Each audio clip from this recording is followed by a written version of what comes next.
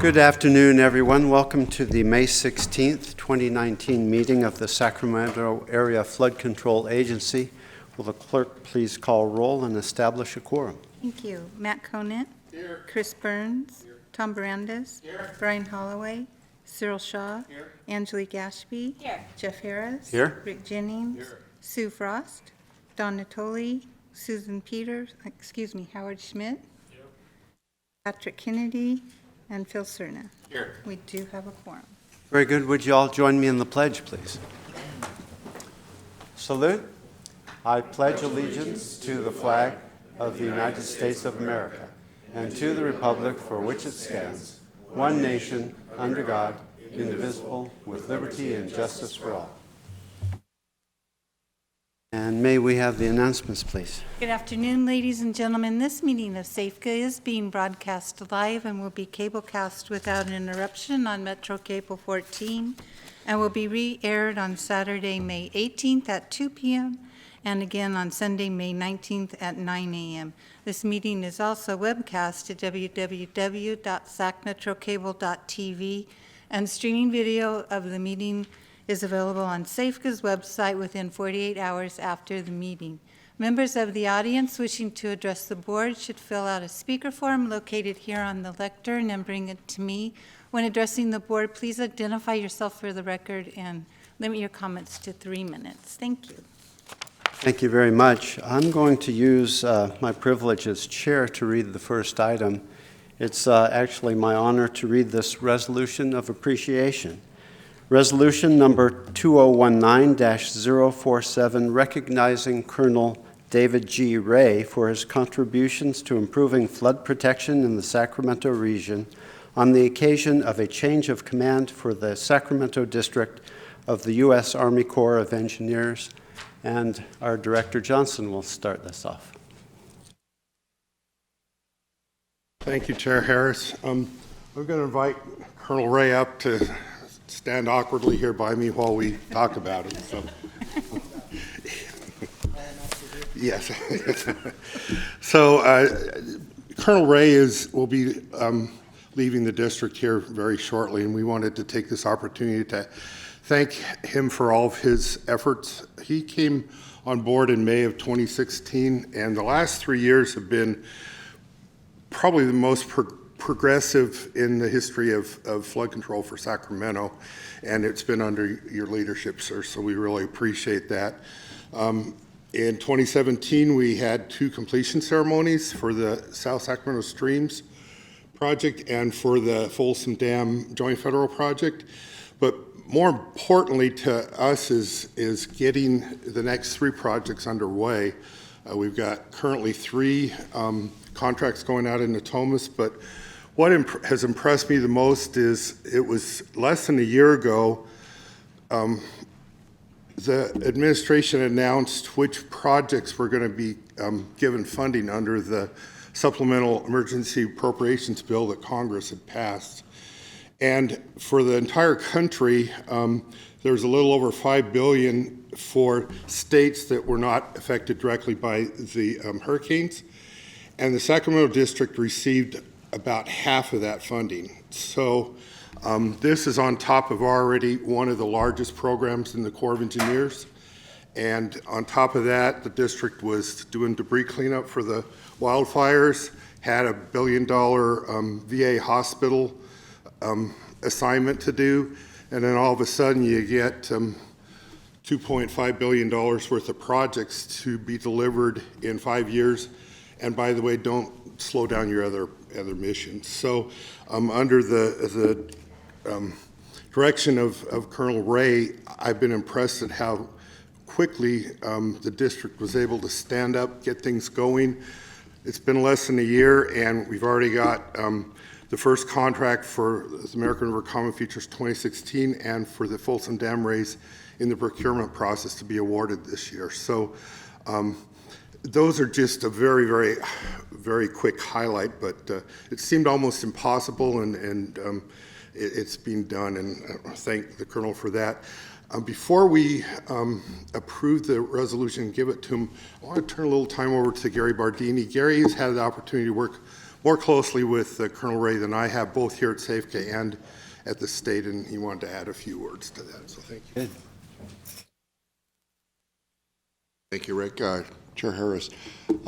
Just to add a little bit to Rick's comments, and I think a little maybe further, I think the activities under Colonel Ray's tenure is the aspects of the high water event 2017, and I had the pleasure of working during some challenging periods there, not only with the high water event along the Sacramento-San Joaquin River as the Deputy Director of Water Resources, but then the Oroville incident itself. And I can tell you through that period, there was many conversations with Colonel Ray directly as these events unfolded, and it was with a lot of support and a lot of resources from the Corps, both assisting the state in the management and deploying folks actually at Oroville itself, and of course the countless amount of folks that were down in the flood control system doing flood fights along the communities all the way downstream, and of course even the communities in the San Joaquin.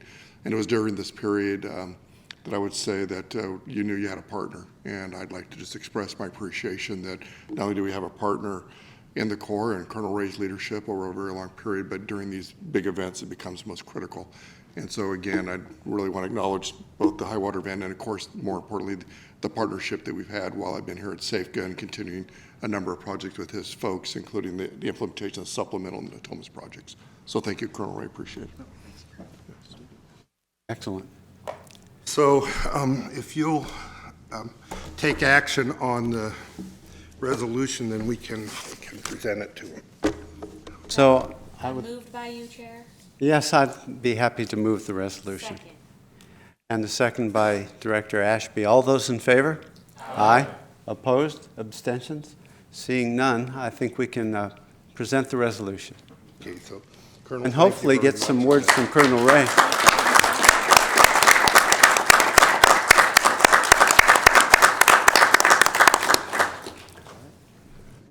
Colonel, before you run off, First maybe- off, I would like to say thank you very, very much. And as a commander, really it's, I was afforded a very unique opportunity to be part of an exceptional organization. And I accept this resolution on behalf of the many, many engineers, scientists, planners, members of the Sacramento community that make up the Sacramento district. I was afforded some unique opportunities to be part of some things that hadn't happened in California for quite some time, but the relationships that existed between Safeca and the Corps of Engineers and the Department of Water Resources and the many others involved enabled us all to be successful in navigating the challenges that we faced. And as Gary spoke, I mean, I will definitely, the uniqueness of the first water sort of rolling over the Oroville Dam emergency spillway and the things that unfolded after that, I will take with myself, throughout my life and reflect back on those and the manner at which we all responded to those challenges and then the opportunities that have followed with the Civil Works Supplemental and the partnerships that exist. Mr. Rick Johnson, your guidance, mentorship, engagement has been immeasurable in helping me to understand what direction to move, and the input from each member of the board and here and with the Central Valley Flood Protection Board has been exceptional. So again, thank you all very much for recognizing the district, because that's functionally what my role is to represent the district. And we look forward to accomplishing these amazing tasks that are set ahead of us and improving the flood protection that exists throughout the Sacramento area. Thank you very much. Thank you, Colonel Ray. I'd just like to take a moment to thank you for your distinguished career and indicate that our collaboration with the Army Corps is essential to us here in the Sacramento region. And we appreciate having had you at the helm to work with these last 3 years. It's been a great relationship. Thanks very much for your service. Do we have any other comments from directors? Director Conant. Sorry. So I'd just like to thank you for your service. This area flood protection is critical. It's one of the biggest possible flood areas in the entire nation. And you've worked with both of our agencies in the north. We have Sabuca and Safka here. Done a great job moving projects forward.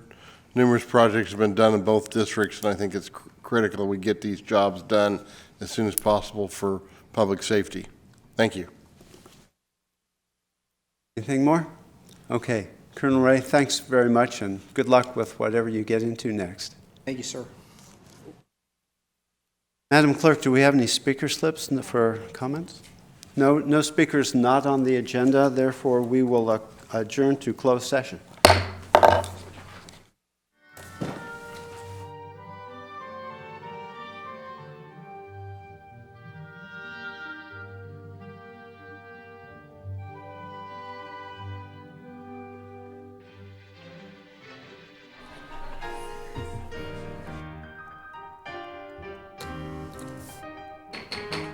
Okay, we'll reconvene the meeting of Sacramento Area Flood Control Agency. Madam Clerk, will you establish a quorum, please? Matt Conant. Here. Chris Burns. Here. Tom Barandis. Here. Brian Holloway. Here. Cyril Shaw. Here. Angelique Ashby. Jeff Harris. Here. Rick Jennings. Here. Sue Frost. Here. Don Natoli. Here. Howard Schmidt. Here. Patrick Kennedy. Phil Cerna. Very good. And for the record, Director Burns recused from closed session. Madam Counsel, do you have something to read into the record? Yes. So the board, by motion of Director Harris, seconded by Director Cerna, moved to increase the amount of relocation benefit payments to Jim Rosa and Cindy Johnson in an amount not to exceed $120,000 plus closing costs on a comparable replacement dwelling. The increase is justified in that the project cannot proceed on a timely basis because comparable housing cannot be found, and there is little availability of comparable replacement housing in the project area, and replacement dwellings are not available within the limits of California Government Code Section 7263 or 7264. The Johnsons have limited resources available to provide comparable replacement housing, and 2 of the Johnsons are elderly and 1 is ill. Very good. Thank you. Madam Clerk, next item, please. Next item is the Executive Director's Report for May 16th, 2019. Afternoon. There we go. So I want to take a few moments to give an update on some of the projects going on. The first one, American River Common Features 2016 project. This is just the overall map to remind everybody of all the features on it. The first update. Oh, there we go. Wrong direction. On the levee work. So right now, the first contract's in the process of procurement to be awarded in July. It's north of where 50 comes across the Sacramento River, but south of Old Sac. So it's in that area. It's a berm contract, so it's kind of a small one. Now we have reached the Corps has identified the work that will be done under the first contract down in the pocket area next year, and I put the following map up. It's a little hard to see, but the green areas are the ones that will be taken care of in this contract that will be going under construction in 2020. So they're going to do 2 other contracts down in the pocket area, still working on what those look like and the extent of that work. We're hopeful by July, August timeframe to know that so that they can get the procurement for the design work going on those things. In addition, the Corps has provided assistance from the Mississippi Valley Division, actually it's the St. Paul District there, who will be reviewing the work that SAVCA has done in the north area to determine if there's any additional work that needs to be done up there. On the erosion part of it, the Corps has the United States Geological Survey doing explorations out in the American River and Sacramento River where the erosion sites are. They're going to be they're doing explorations right now, and then they'll do some additional ones in the fall. The first contract will be in Reach 2, and I'll show you where that is momentarily. The Corps is completing the 35% design this month. But in order to try to expedite the process, they are actually modifying their normal review process, and they're going to consolidate their independent review so that we can get this one, try to get that out to bid and awarded next year. So these are some of the modernization, or they call it revolutionizing the core process that they're doing to try to expedite some of these designs. So Reach 2 is the one in the yellow there, and that first contract will be in that reach on the erosion work, hopefully next summer. Then on Sac Weir and Bypass, by the end of this month, have the 35% design completed, doing some additional geotechnical explorations, and DWR is still on track to award the contract for widening setting back the levees and widening the bypass levees next year. The Corps is looking at what mitigation needs to be done, but they were able to take advantage of some green sturgeon credits that came available in a mitigation bank. It's something that in the past they probably couldn't have found a way to do, but they have, and so that's a good start, because the green sturgeon, we know we're going to have needing mitigation impacts for those for the erosion work on the Sacramento River. Switching gears over to Natomas, Reach I Contract 1, trying to get the seepage blanket and the water line relocation there right at where Interstate 5 cross is going. I don't know this week what the weather's doing to it, but trying to get that thing going here. Cutoff wall work that will actually close the Garden Highway will be later in June or towards the end of June. We also did have the Corps calls it a media event. It's really a groundbreaking ceremony from the federal side that was going to be held on May 30th. Because of the high water, that's going to get postponed till later in the year. They want to have the event when the media can actually take pictures of activities going on, and there won't be really anything to see at that point there. Reach D, this is the second season going on. That's up on top where they're working on the pump stations and the Vestal drain there. Work will continue into both 19 and 20. Then Reach H, which was on the lower end of the Natomas East Main Drainage Canal, was awarded earlier this year. The contractor's getting going on that one. And then should have the 100%, well, actually the 100% design for Reach B is done, and that's the one where all this real estate we've been working on was needed so that they can award that this year. Reach A is about 35% complete. We're hoping by July to have the 65%, which will inform us better about what the real estate needs will be for Reach A, which is the reach down past where RD 1000 offices are, where Chevy's and all those down in that area. So that's a real intense area from working in an urban atmosphere with facilities on both sides of the levee. So that's the challenging one for us. And then we have some of the other districts helping on the design on Reach E. Switching over to the Folsom Dam raise, we're doing it in a number of different contracts. The work on the main dam will be done under separate contract, and the right and left wing dams are separated. They're going to do dikes 1, 2, 3, 4, 5, and 6, which are all on this side of the river, probably as one unit. Dike 8 is the one that is in procurement right now to be awarded later this year. They've expedited work on Dike 7 to award that next year, and then Mormon Island will be the following year after that. So that one's moving forward also.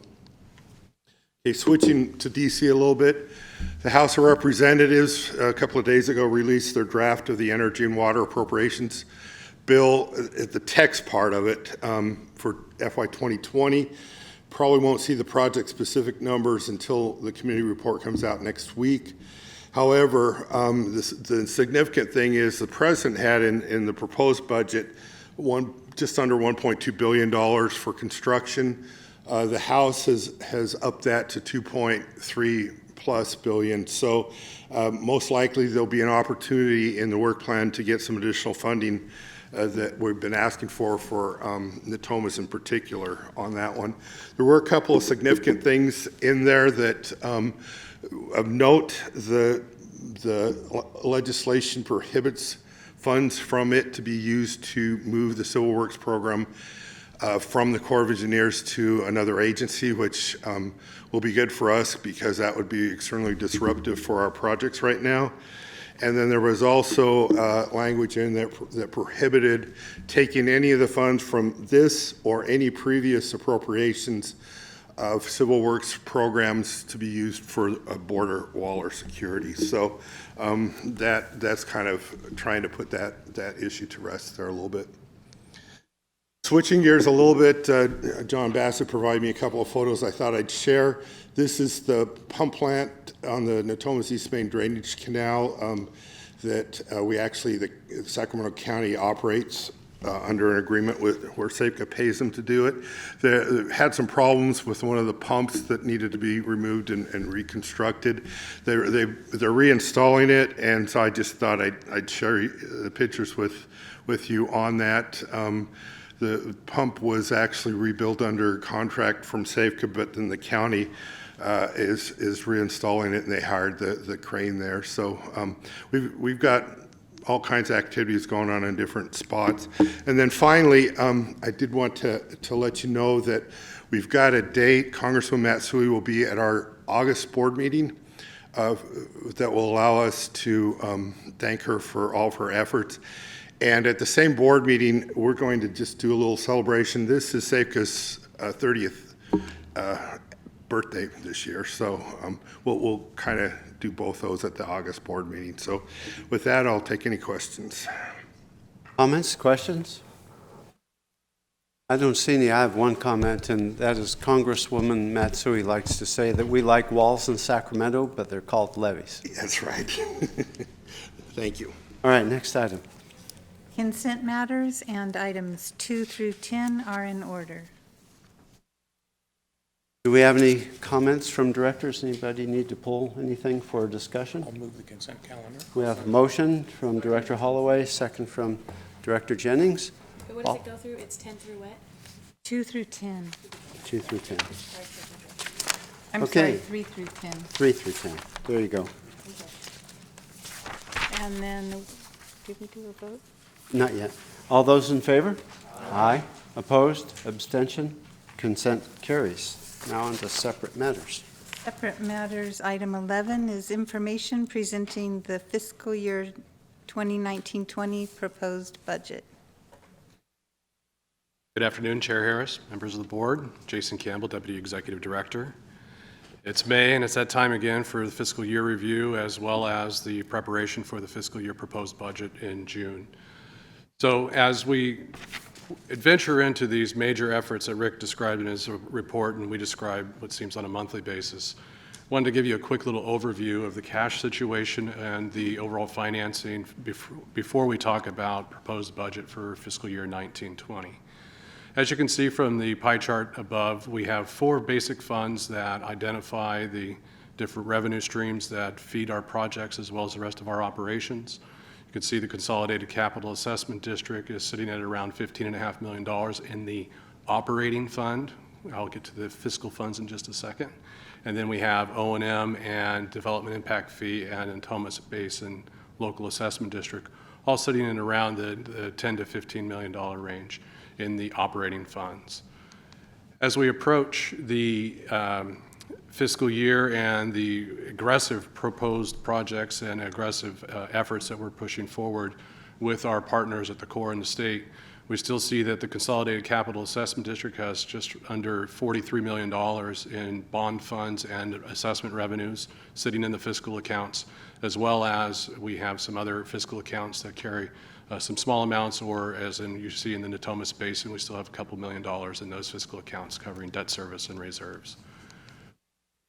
So total sources going into fiscal year 1920 proposed budget were identified here, where you can see that the total reserves coming from accounts on the fiscal side into the operating funds, we anticipate about $26.6 million coming in.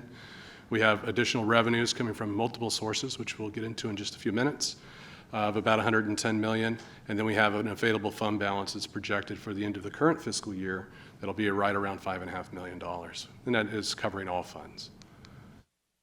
And as you'll see as we move forward in this presentation and also again in June, the appropriations that we're requesting fall under a number of areas. These areas are primarily 75% of our effort related to projects and land acquisitions and other relocations and efforts associated with those projects. It's roughly 75% of our total spend.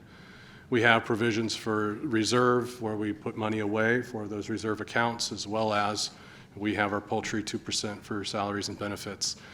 Services and supplies is roughly around $11 million, and we can see this is the first year that we've actually budgeted contingencies in this way, but we've asked that we carry a $13.5 million contingency line in our budget, and that is because when I get to the revenue side, you'll understand a little bit of the risk that we may carry, but we want to make sure that we have the $13.5 million in contingency so it's easier for your board to take action should we have to move a little bit differently as we move forward with our expenditures and the projects in the fiscal year 1920 arena. We also showed the transfers of $11.7 million. Those are fees or costs coming from other funds into the O&M fund to reimburse labor. That's about $1.7 million. And then we're showing a $10 million transfer from the Natomas Basin Local Assessment District to support projects in the CCAD2 fund. So it's, again, the same projects. We're just moving money from one fund to the other. So this is the area that I wanted to kind of focus on a little bit before we get into the rest of the budget line items. So we have a number of revenues and reimbursements. As we've been bringing forward to you, there are a number of cost share agreements and other things with our partners, primarily the State of California Department of Water Resources and the Central Valley Flood Protection Board. So the blue lines represent about $60.5 million worth of reimbursements that we're anticipating to receive for work performed on their behalf or on part of the projects in cost share.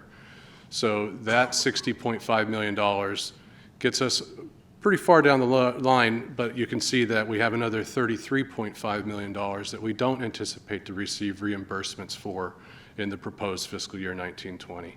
So as you can see, we've got about $94 million of reimbursements and other revenues that we anticipate from our partnership agreements. Again, those cash flows sometimes materialize faster and sometimes they don't materialize quite as soon as we'd like them to, hence the reason for our budgeting for contingencies in the prior slide.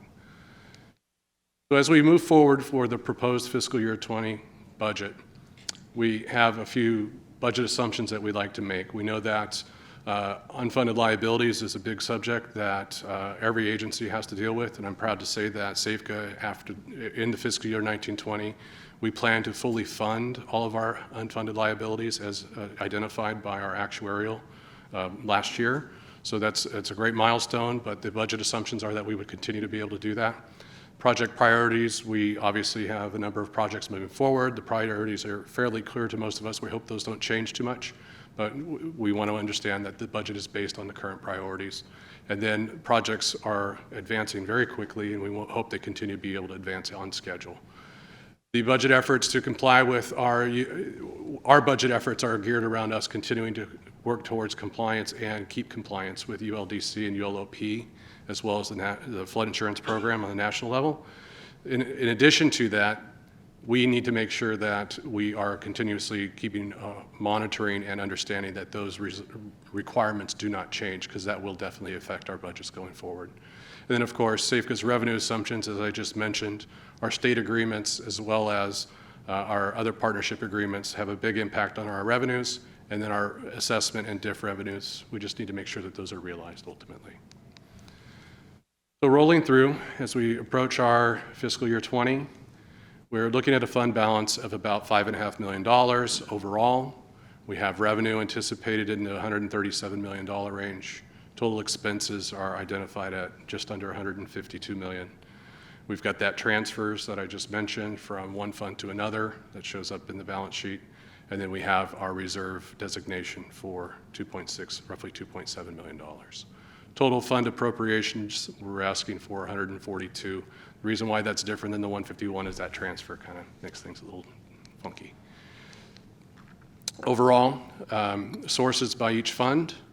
These are the four primary funds that we operate under. The operations and maintenance fund is our general fund. This is where our salaries and services are paid that are not specifically identified to the assessments and the improvements under those assessment districts. This is the O&M assessment. So again, we anticipate a fund balance of about $900 or almost $1 million. We have projected revenues in the $7 million range, primarily from assessments. And then on the DIF and the other assessment funds, you could see total, we're looking to see $5.5 million in available fund balance and projected revenues of $110 million. Expenses by fund, again, primarily geared around delivering projects and supporting project funds. Total expenses of 151 and change for all the funds, and primarily most of those funds are running through the CCAD2, Consolidated Capital Assessment District Number 2. So again, expenses, 325A is our O&M budget, $9.5 million in expense, $8.8 million estimated in revenue, primarily coming from assessments as well as reimbursements for labor. We see a little bit of interest income, and we have a funding agreement with a water district regarding a project, and we anticipate that $635,000 will materialize this year. And as we move into, oh, I forgot to remove those, my apologies. As we move into the development impact fee, we see a little bit of a spike here in the expenses, and that's because we have some projects that are being run through the development impact fee fund. They are reimbursable projects from the state of California related to the Bright landfill, as well as other projects in the lower Elkhorn area. Particularly, we'll get to some of those projects here in a few minutes. But the efforts there are reimbursable, so that's why you also see the state revenue is up in the $5 or $6 million range, as well as interest income hitting it around $100,000 for interest for the cash on hand. So again, I know that we've brought to you multiple times the Bright landfill, as well as the lower Elkhorn Basin levee setback program that the state is performing. We are supporting them with efforts to not only relocate, they're reimbursing us for the Bright landfill, and they're also contracting with us basically to perform design on pump stations for the localized drainage related to the setback levee. The overall efforts in this area are about $13.5 million, and a number of those funds are being reimbursed by the state. When we get into Natomas, again, that $10 million is a transfer from the Natomas Basin project. That $10 million is actually a reimbursement from the state for the EIP, and we anticipate another $11 million to come from the state for the EIP program during this next fiscal year. And we see a little bit of interest and some assessment revenues net from our expenditures. So that makes up the Natomas fund. And then my apologies again. And then again, 325H, Consolidated Capital Assessment District, is the primary fund that we operate for our projects. Expenses of $115 million, revenue in about $81 million. The primary revenue source is the state of California, and we continue to use bond proceeds from our bond sale in 2016. So overall, CC82 expenses are broken down into two primary areas for the most part. But when we add in Folsom Dam, you can see that it's pretty much 50-50. You can see American River Common Features, Natomas, still floating around $50 million this year, with the American River Common Features 2016 rolling in at $37 million this year in support for the core programs. We have some expenditures that continue for the Folsom Dam raise and the joint federal project. Primarily, those are sunk costs associated with the dam raise, but we do have continuing costs moving forward with our cost share for the joint federal project. Then we have a few other projects that continue to move forward. You can see there's a 1% and 2% of the total spend, but we continue to have closeout opportunities or items that need to be addressed. So there are some ongoing costs there. So overall, here you can see the Folsom Dam. Rick just went over this, so I won't get too detailed, but you can see it's Folsom Dam raise is getting started. We are very excited to see that happen, but we do have some expenditures to cover at this point in time. And then, of course, I'll get a better map for next month.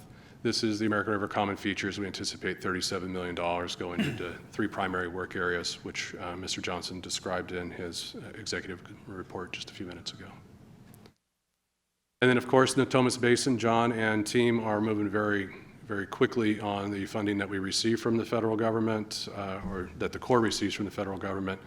This is in support of those activities, whether it's real estate or whether it's advancing designs or really just doing relocations and making things happen.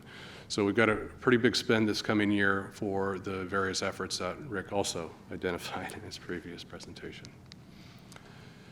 So for this fiscal year, we have already noticed the public hearing for June. On June 7th, the notice will be circulated once again through the newspaper and other sources. And then on June 20th, we hope to bring to you the proposed budget for fiscal year 1920. With that, I went through that very quickly. Does anybody have any questions? Any questions or comments for Jason? Director Shaw. Thanks, Jason.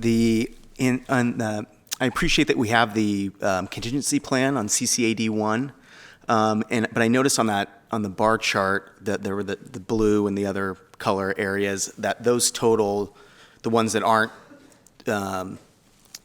accounted for, or it's the total, I think, is considerably larger than the size of our contingency fund. Is there any chance that we won't get that funding, or is it just the timing of when those funds will arrive?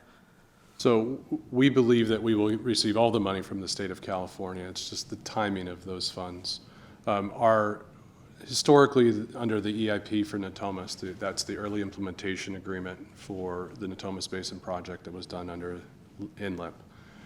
We are still collecting those dollars from expenses that occurred years ago. We're working with the state as well as other partners to make sure that we can expedite those reimbursements through actions that we take or through just hoping that they can move forward more quickly. But we do anticipate that we will receive all of the funds from the cost share that are appropriate. These numbers are based on projections of what our spend is going to be and then the associated reimbursements for their cost share. And what you see here is just what our projection is. In the blue is what we estimate we will receive this year, and then in the green is what we expect to receive in future years, or hopefully the following year, but it may be future years. This slide was really intended to give you kind of an idea as to what the magnitude of those reimbursements are, because this has ramped up a bit this year. And how did we decide on the size of the contingency fund? Was it what funds were available, or was there a formula that we used? So it's just under 10% overall. I believe the calculation is closer to 9%. The idea is that we want to make sure that we have a range. The $13 million roughly in contingency pretty much lines up with what we think is a possibility for us to need should those reimbursements not come in from a cash flow perspective. Thank you. Okay, we have a question from Director Holloway. I just wanted to say I've been on the Finance Committee for a number of years now, and this was the most digestible budget process that the Finance Committee and I think the board has had the opportunity to have. I just wanted to compliment Jason and his team on a great, understandable, easy to understand and comprehend budget process this year. So, and another exceptional job. Thank you. Thank you. Very good. Anybody else? Okay, that was an information item, and we'll move on to number 12. Item 12, resolution number 2019060, approving contract documents and authorizing the executive director to advertise contract number 4452 for bid. That's the Sacramento River East Levee Improvements, Beach Stone Lakes Woodland Mitigation and Enhancement Project in Sacramento County, California. Good afternoon, Pete Gelfi, Director of Engineering. The project before you today is a result of the Corps of Engineers starting work next year along the Sacramento River. That work has construction impacts associated with trees. We were out to try to pre-mitigate for the loss of those trees in a functional manner that takes advantage of the size of the project. It also takes advantage of the fact that SAFCA recognizes that over time, as we go through levee modernization and bringing our levees up to modern standards, that there's high hazard trees out there that would have to be removed as well. And this project looks at mitigating for those losses as well. As I made a mention, this project, or I didn't make a mention of it yet, but this project will create over 30 acres of woodland. It provides additional benefits for providing a wind and wave buffer against the Beach Lake levee. The location of this woodland is on the water side of the Beach Lake levee, and the plantings would occur this fall and winter. For everybody's benefit, this is a graphic that we use for South Sacramento streams. The project itself is located at the bottom end. If I can use a cursor here.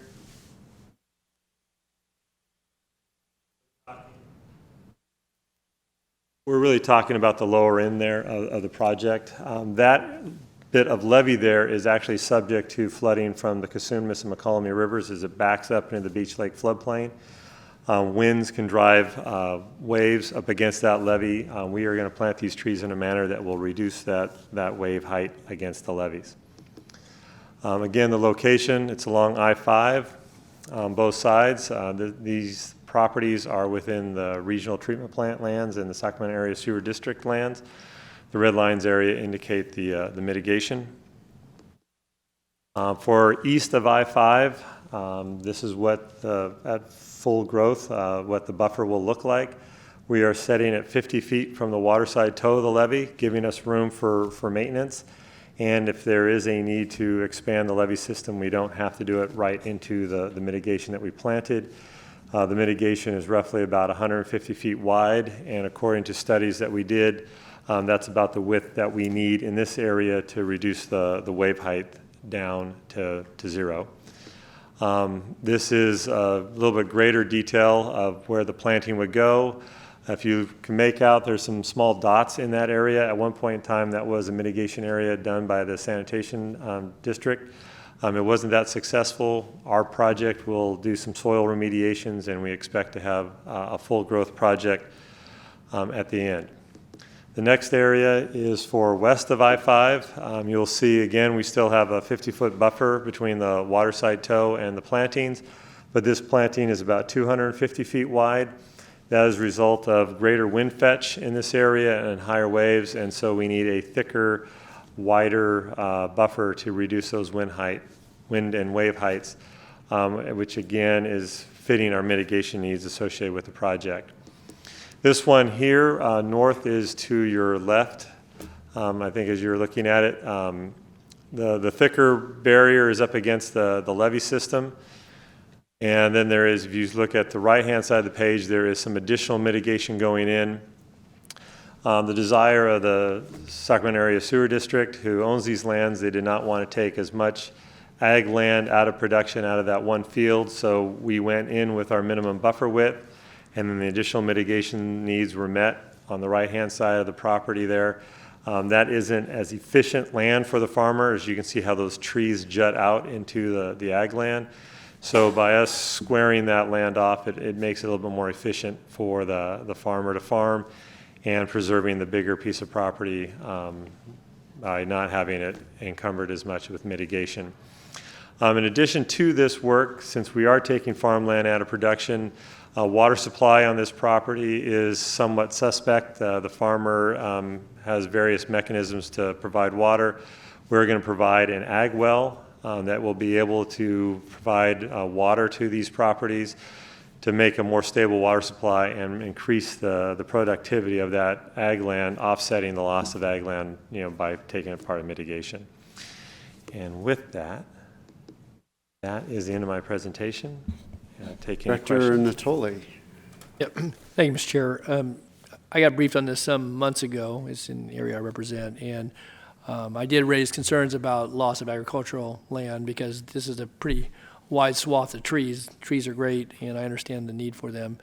I do think that the well, however, the installation that there is water source, but as you, I think people said, suspect, but it has, and I don't know if it's been sufficient. So I do think that's an important offset. I would hope that, because we've done other mitigation in this area in the past, and it, you know, there's been borrow in the past as well. It becomes a pretty easy target for, you know, protections that are, you know, upstream and of the area.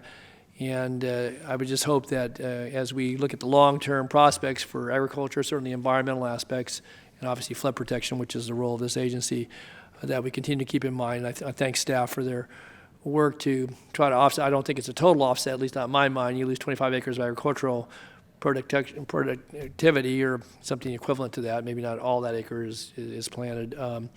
You know, a well and water source doesn't compensate, because once that land is lost to a riparian forest, then that's a return to that, then that's what it's going to be for a long, long time to come. But I am supportive of this, and I trust we continue to be in contact with the farmer and or potential farmers, and recognizing that's real important. Are you doing, you mentioned something about the soil rehab on the east side of I-5. Are there any things that would enhance the farmability as it relates to drainage and or any other amendments? Because we have in the past scraped some of that topsoil off portions of those fields. Is that correct, Pete? Yeah, so for our soil sampling, we recognize east of I-5, that isn't great land. Right, that's not, yeah, I'm talking And so about that's where the remediation is. We weren't planning on doing anything on the west side of I-5 for the tree plantings. We believe the soils are robust enough to provide good growth. But my point was relative to the agricultural land, the offset. You're putting the well in to provide a reliable water source for, is there anything, because wasn't a portion of the site west of I-5 borrow for previous projects? I don't think for previous flood control projects, but there might have been other projects in the past that had borrowed from that area. There is one area that could be regraded to help the farmers' irrigation and drainage needs meet, and I think the sanitation district is working with the land or the tenant farmer to take care of that as part of this action. Okay, because drainage gets to be an issue. It's one thing to have a water source, but you know, just south of there in the reclamation districts, many of those fields have tiles underneath them, so they can actually get the drainage and actually have productivity for the crops that are grown there, whether they be trees, vines, or other crops. So I guess as we're looking at how we might mitigate for lost agricultural land, recognizing this on sanitation district ground, the long-term plan there is to have it farmable and hopefully have success at doing that, complementary to the flood protection and the trees. And so I guess just as we move forward with this, I'd like to see that pinned down if we can, if there's anything. 'Cause I think as you described, there's an area that's kind of low that doesn't drain really well. Correct. And so the idea is there's issues with the alfalfa. It's time to be replanted. And so when the farmer was going to replant that, he was going to smooth out that area. And obviously, if he has lost production, we were going to compensate him for that until he can get his field planted. Okay, but we're not doing any restoration of soils. We're not going to do any. We're not taking any soil off the property, and on the west side, we are not planning on doing any amendments to the soil to help with its growth. Let me pinpoint any drainage improvements, because drainage is an issue. Not part of this plan that we're putting out to bid. We're not doing that. Okay, could you, Mr. Chair, if you could let me know if that's being addressed sufficiently, because I remember when you visited with me some months ago about this, that was Correct. part of the consideration there. And again, it's not just the farmer, it's the farmability, and you know, the trees are going to be there forever or for a long, long time. If farming's are going to be there for a long, long time, then that drainage, for those that are farmers on this board, understand that far better than I in those soils. And so, you know, and that is basically a defining area between urban and rural, and obviously the riverine environment as well as the buffer lands and the Beachstone Lakes area. And so I would I'll work with Brian Young, and we'll get back to you on how we're treating that area that doesn't drain. All right, that's great. Thanks. Thank you, Mr. Chair. Any other comments on this item? I'd entertain a motion for the resolution. So moved by Director Natoli, second by Director Conant. All those in favor, please say aye. Aye. Opposed? Abstention? Resolution carries. Thank you. Item number 13, resolution number 2019061, approving an agency alignment implementation plan for the proposed pilot feasibility study for YOLO Bypass Integrated Multi-Benefit Program. Okay, good afternoon. So we've been talking a lot lately about the YOLO bypass. So what we're bringing to you today is just a proposal for how we're going to proceed over the next few months that I'd like you to consider. Just a little background again on this. YOLO bypass was built early 1900s. It's our main protection from the Sacramento River. About 80% of the flows during a large flood event goes through the bypass, and it's really what protects the city of Sacramento from flooding there. It's the way it's set up, where it is actually owned by farmers with flood easements for the most part on it, and therefore the farmers maintain the flood conveyance by their farming activities there. However, it is a federal flood control facility, and it is regulated by the Corps of Engineers and the Central Valley Flood Protection Board. So we've been looking at it, as have a number of other agencies. It is identified as needing to be improved to better protect the urban area here in Sacramento and to address more resiliency in the system to handle climate change and some of the peak flood events that we expect to occur. It's also been identified as good rearing habitat for some of the endangered species like salmon and some of the other salmonoids. It is a major part of the ag economy for both Yolo and Solano counties, and therefore protecting the ag interests over there is critical. And so that brings some conflict when some of the agencies are looking at introducing special status species in there. It does impact the ability to operate and maintain not only the flood system, but some of the water supply facilities over there. So we see a lot of people looking at the bypass, a lot of agencies looking at it, and sometimes not always in a compatible way. Number of studies done lately in 2012 and again updated in 2017 was the Central Valley Flood Protection Plan, which identified improvements to the YOLO bypass for flood and ecosystem restoration. Further outcome of that was the regional Lower Sacramento River Delta North Regional Flood Management Plan, which identified more at the regional and local levels activities that needed to be done for all the entities that are affected out there, again at the multi-benefit type of a level. But then the Corps of Engineers with the state of California had undertaken the Sacramento River General Reevaluation Report to look at what the Corps could do from a flood control standpoint in the YOLO bypass. Unfortunately, the Corps' current processes makes it difficult to look at anything at a system-wide level, and they were unable to come up with any type of a justification out there for improving the bypass from their standpoint. You've seen these maps before. This just shows in the upper end all the agencies and projects that are being proposed. You can see how they're affected by each other and on top of each other, and this is down at the lower end. So we literally have dozens of individual projects going on out there by various agencies that some of them are multi-purpose, a lot of them are single-purpose, a lot of them are on top of each other. The key thing about that is none of them can be moved forward without approval from the Corps of Engineers, and the Corps, through their study, wasn't able to find a way of having a federal interest out there. So 2015, the state formed the YOLO Bypass Cash Through Partnership, which we've been a part of, and Chair Harris is the board representative on that, to try to start promoting collaboration along those lines. So why is this so important to us in Sacramento?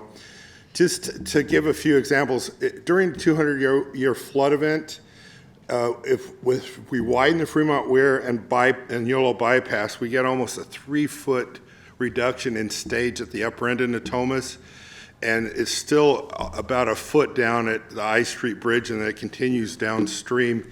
This allows the waters flowing from Placer County that back up at the upper end of Natomas and can't get across the Natomas Cross Canal during a large event and have to come down the east side.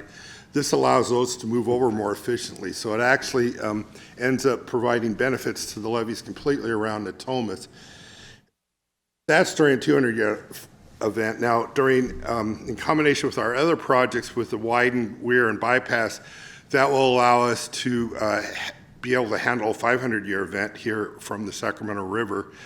And then it does provide us just resiliency in the system. So I tried to show this graphically. The green there shows the areas where this is just the Fremont Weir widened and the Yolo bypass, where you see benefits from that. And then you'd seen this picture before. This is just widening the Sacramento Weir and bypass. So you put those on top of each other, and you can see those two projects together really help the Sacramento area. So what you have today in front of you is an implementation plan for how we're going to take the next steps over the next few months. Basically, the problem we have is we've got a lot of agencies. They're all looking at the Yolo bypass. The Corps couldn't find a way to justify its involvement out there. So we're looking for some federal and state legislation that will help us move this stuff forward, and I'll explain a little bit here. So you've seen this again. Originally it's flood control. Currently it's multi-purpose, and we've got to figure out how to move forward and address all of those. So the pilot study be authorized both at the federal and state level, would be undertaken by the Corps with the state of California and Central Valley Flood Protection Board, and then involvement with some of the appropriate regional and local agencies. We have an opportunity here because Congress in the Water Resources Development Acts of 2014, 16, and 18 directed the Corps to do a number of things. They directed them to look at how to work better and utilize non-federal sponsors' resources better. They directed the Corps to look at more multi-benefit approaches. Right now they're pretty narrow to single benefit projects.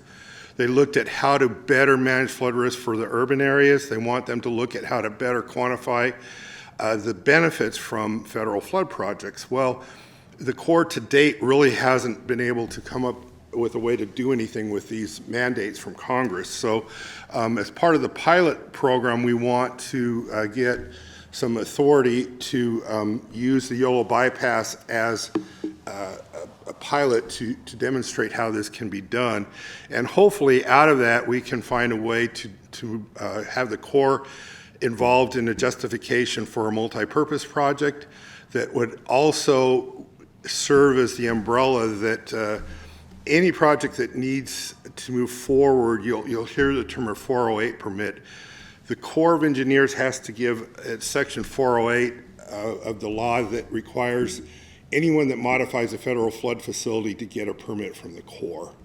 And to do that, you have to show that you're not impacting the ability of the flood system to move water. And so that's almost impossible to do on an individual project basis in a system as large as the Yolo bypass. So we need to be able to establish a baseline for doing that. And hopefully out of that, we will show a process that can be used nationwide to help in urban areas and system-wide. And also, we want to get a specific project for the Yolo bypass justified out of it.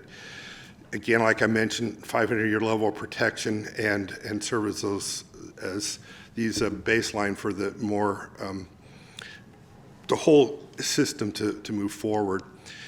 So what we're doing right now is asking for you to approve this implementation plan. This will give what we're going to do over the next couple of months to develop and promote federal legislation for Water Resources Development Act of 2020 and state legislation to be executed hopefully prior to that, and then also develop a more detailed implementation plan for accomplishing that. We've got, working with the agencies, Congressman Matsui's office and a number of consultants, we'll need to be refining the concept at the federal level. Next month, Chair Harris is going to be coming back with us to DC. We want to use that as an opportunity to introduce the idea and advance it with a number of agencies and members of Congress and others. And then also start preparing that legislation for introduction.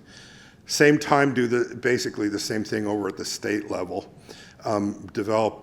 Refine the concept and start preparing the legislation. And then as we move forward over the next few months, we'll be developing a more detailed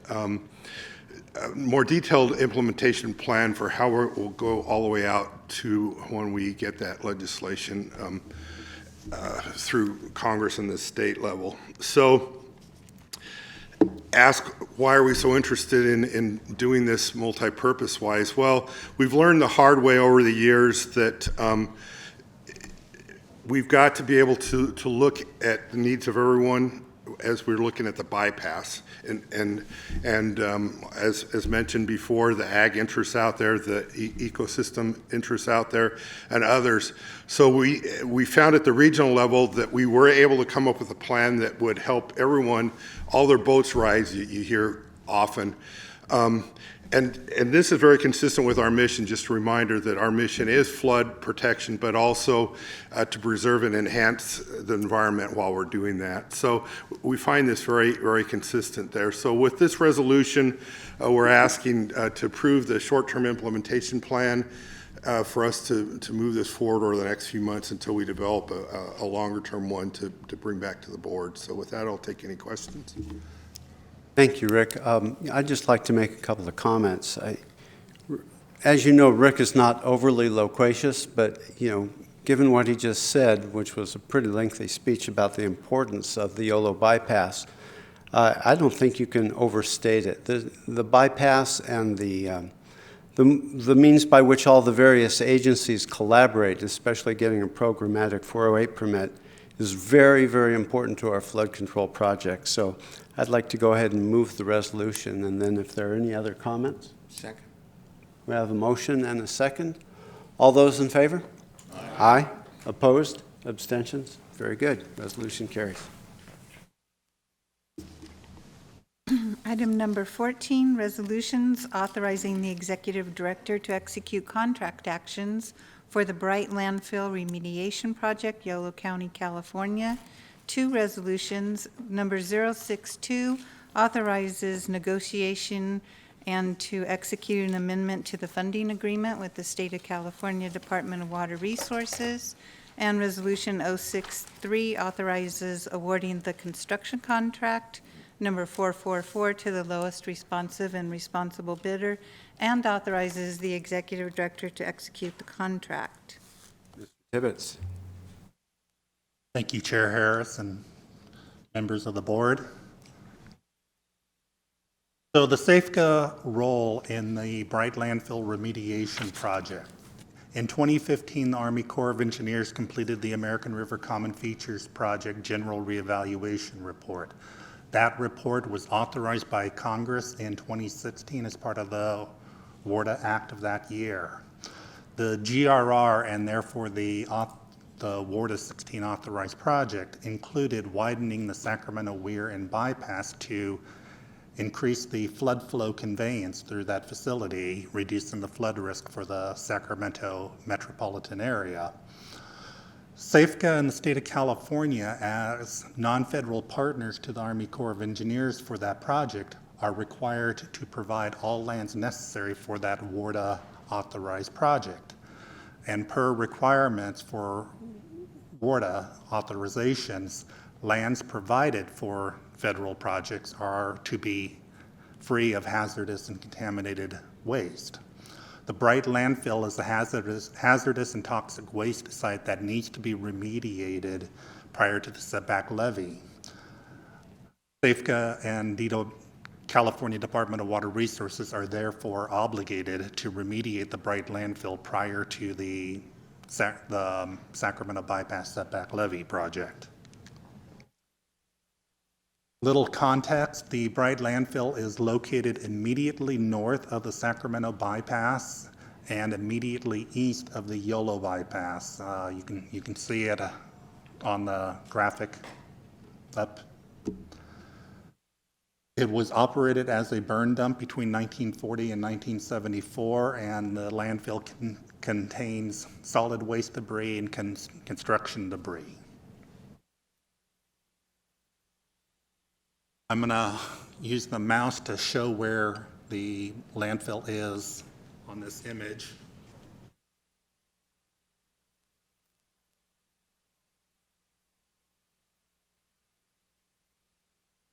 Right there. And when the Sacramento bypass setback levy is completed, as you see on this image, the existing landfill will be within the footprint of the expanded bypass system.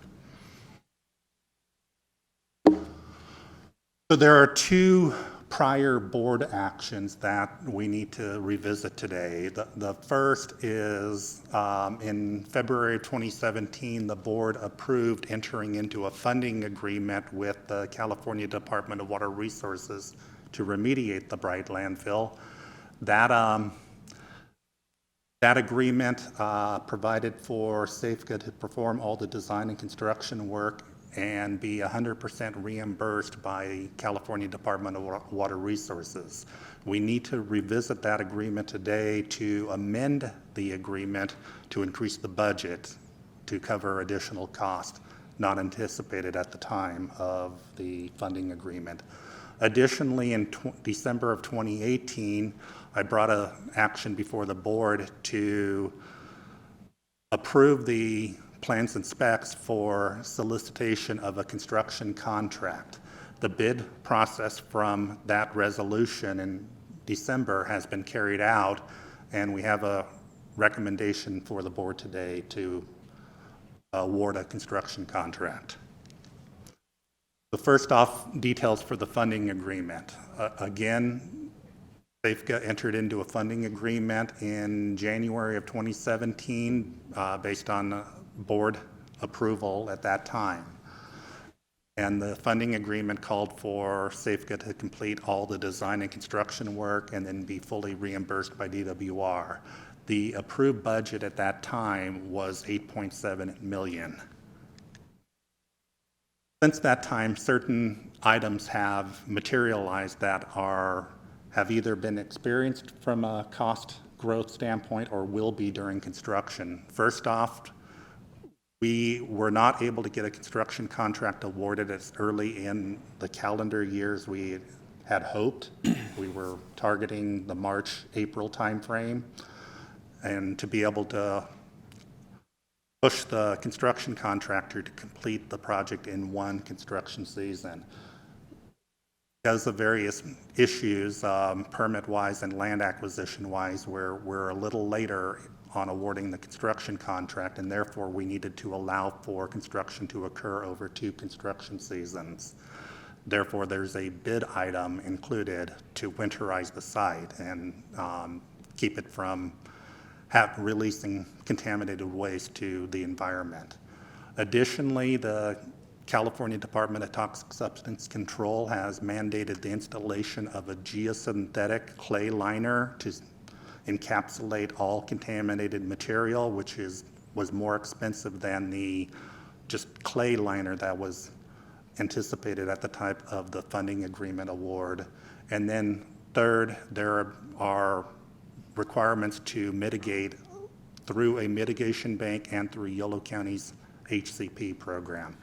The additional cost for these efforts is anticipated to be not more than $2.2 million. So we're therefore asking for an amendment to the funding agreement with DWR to increase it from approximately $8.7 million to $10.9 million.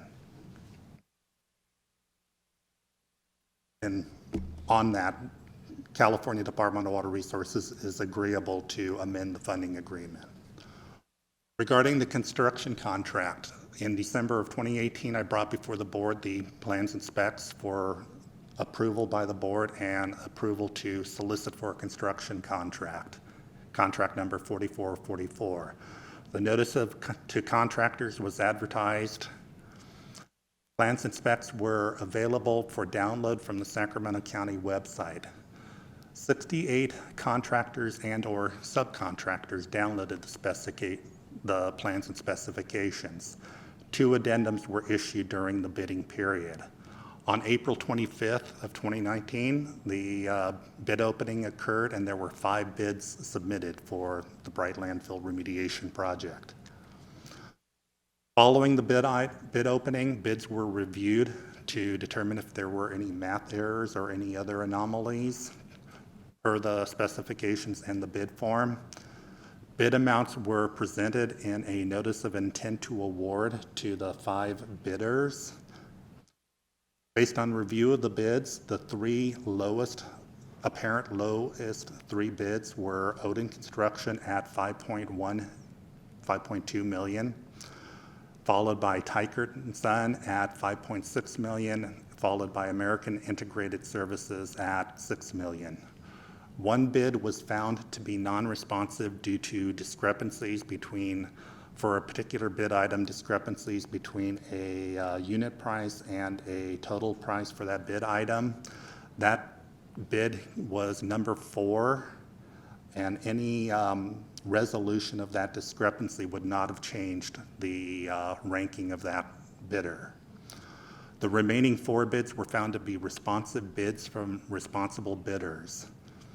The engineer's final opinion of probable cost for the contract is $6.46 million. Safeco staff and consultants have reviewed the bids, and staff recommends that the bid by Odin Construction Solutions is the lowest responsive bid from a responsible contractor. Staff therefore recommends that the board award contract 4444 to Odin Construction Solutions in the amount of $5.19 million. When I last brought the Bright Landfill project before the board in December, I identified about a half dozen items that needed to be resolved prior to being able to recommend awarding a construction contract. All 6 of those items have been resolved. Quickly go through those items. First, the Department of Toxic Substance Control had not approved the final remedial design and implementation plan at the time of the last board presentation. That occurred at the end of December 27th. Land possession had not occurred. Safeco, or actually Yolo County, came into possession of the Camus site portion of the property on April 12th. And then 4 permit or environmental actions. The 401 water quality cert was received on March 15th. The SHPO concurrence was received on March 21st. The biological opinion was received on March 20th. And the Section 404 permit from the Corps was received on April 8th. So based on the above, I'm asking that the board approve 2 resolutions, the Resolution 62 and 63. The first, authorizing the executive director to negotiate and execute an amendment to the funding agreement with DWR to increase the budget by $2.2 million from 8.7 to 10.9 million. And second, awarding a construction contract 4444 to the lowest responsive and responsible bidder, Odin Construction Solutions, in the amount of $5.19 million, and authorizing the executive director to execute the contract. Thank you, Dan. Do we have any questions or comments from directors?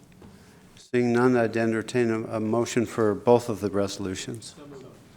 So moved by Director Natoli, second by Director, was it Shaw? Oh, Burns. Okay, very good. Thank you. Thank you, Dan. All those in favor?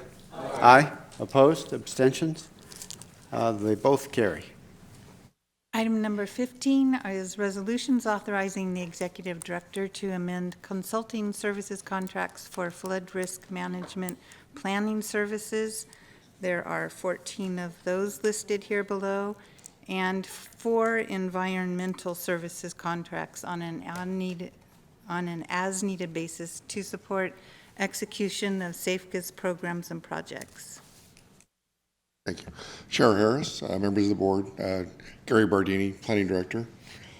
Before you, as mentioned, is we have 18 resolutions. 14 of them are associated with work under our MSA agreement for planning services, and 4 are related to services in our MSA agreement for environmental. Just a bit of a summary of this is the aspects of the work, a lot of it described by the executive director and folks here, is we have a number of efforts along the way, those in support of the supplemental work with the Corps of Engineers, particularly direct assistance, and then our own ability to provide for the lands and easements and other activities in support of those projects. The efforts to further in the aspects of improving 500-year protection in the region, some of the things described here in the Yola bypass and those in the upstream efforts that we have in the region. And of course, our efforts in dealing with the ongoing land management efforts, those tied to our restorations and mitigation obligations that we have. With that all being said, tied to the budget this year that Jason went over, the needs of services have been greatly increased and needed from our previous year. In some cases, about from where we planned a year ago to today, it's about a 3 times or 1.5 times, depending on the services. So in the aspects of the planning services, the request is for 14 is to increase our capacity up to $9.4 million to meet that, where the previous year we estimated to be about 3. And then the aspects of our environmental services improving up to $4.5 million for this year, where previously we were in the neighborhood of about $2 million. So with this in mind, the services before us are varied in general. Those from planning, those due to efforts related to hydraulic modeling and water resource evaluations and economic analysis, those related to facilitating our financial grants and reimbursement efforts, those related to project management efforts across the efforts with the Corps and with the state. On the environmental side, we're doing a fair amount of support related to cultural resource services, environmental planning, those tied to permitting compliance, et cetera. Some of the things that supporting, just like Dan's effort with Bright.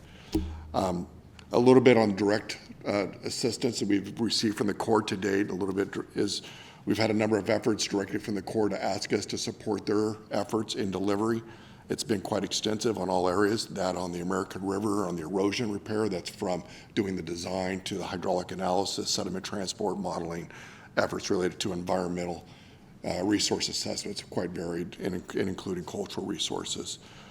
Same thing is occurring on the Sacramento erosion efforts, and we're starting to stand up the hydraulic modeling support of the Corps in those efforts. The aspects of the Sacramento Weir, we are providing, again, modeling support in Flow 2D and et cetera, modeling to the Weir, and then doing the environmental work in support of the Corps. We also have efforts on supporting the direct design work in the seabed stability work in the Sacramento with the Corps, and we're doing efforts on the Folsom Raise itself, particularly around studies on specific aspects related to the spillway itself and its features, and then, of course, the emergency diagram. So there's a number of efforts that the Corps has asked us as we've been moving forward. I do anticipate these services going down as the Corps brings its resources up, and then our efforts of having to backstop their resourcing and delivery will go down. Just in real quick on the contracts itself, under the 14, 8 of these are for between $100,000 to $300,000 this year as the amendment. 1 is for $400,000. The other is for $1 million. 3 of them are at $1.5 million, and then 1 is at $2 million. The number, or the amount here, is predicated on 2 things: the aspects of the number of services qualified on the original contract on the MSA, in this case here, what we did last year. The second thing is basically based on the amount of work that the Corps is asking in direct assistance. On the environmental side, we have 2 contracts at $750,000 we're amending, and another 2 at $1.5 million for this year. And again, the additional amount for the other 2 is because they're the ones that are being asked directly by the Corps to further the work from previous efforts. So with that, moving forward, this is a work in progress. We are continuing to strengthen our management and coordination with the Corps in properly the resource loading to meet the schedule over the next 5 years of the work under the supplemental and the other efforts, including Atomas. And then, of course, the last thing is there's an ongoing aspect of us to provide quarterly reporting to the board with any task orders that are done. The last one that was done was just last in April. So with that, I'd be happy to take any questions. Yeah, Director Ashby. Thank you. I just need to recuse myself on this item, Chair. Very good. Noted in the record. Director Ashby is recused from this vote. Any comments or questions for Mr. Bardini? Going to spend a lot of money. Moved by Director Shaw, and second by Director Conant. It's a lot of work spending $1.8 billion. All right, all those in favor? Aye. Opposed? Abstentions? Thank you. And that is the last of our items on the agenda. Do we have any comments by directors, questions, anything to enter into the record? Seeing none, we thank you very much, everybody, and we are adjourned at 4:32.